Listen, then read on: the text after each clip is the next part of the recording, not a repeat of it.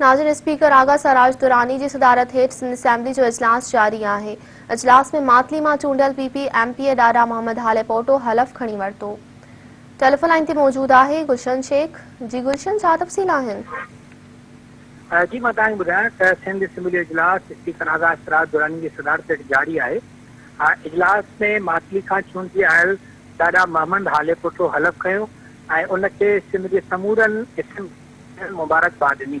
जंहिंखां पोइ सुवालनि जवाबनि जा जवाब ॾींदे पार्लियामानी अॻुवा निदा खोड़ो चयो त हुकूमत जो कमु आहे नंढियुनि सनतुनि लाइ प्लाट मुहैया करे ॾियणु। बाक़ी उन्हनि प्लाटनि ते कमु करण जे ॾियणो कमु सनतकारनि जो आहे।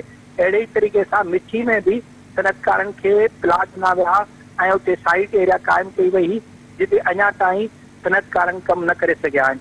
उनखां अलावा हिन वक़्तु जेको आहे त जमायत इस्लामी जो एमपी अब्दुल रशीद जेको आहे त ध्यानु छिकाइण वारो नोटिस ॾिनो आहे।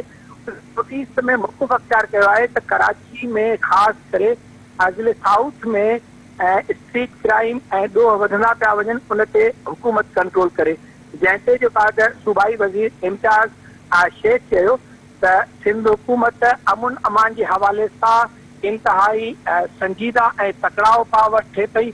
उहो ई सबबु आहे त कराची हिकु वक़्त में दहशत गर्दी जो राज हूंदो हुयो, अॼु कराची अमुन अमान जो शहर बणिजी वियो आहे। अहिड़े तरीक़े सां सिंध जा ॿिया शहर बि हिन वक़्तु अमुन अमान वारी सूरत हाल में आहिनि ऐं अञा वधीक अमुन अमान खे बरक़रार रखण जे हवाले सां सिंध हुकूमत क़दम खणे पई। गुलशन, अमान जी मेहरबानी।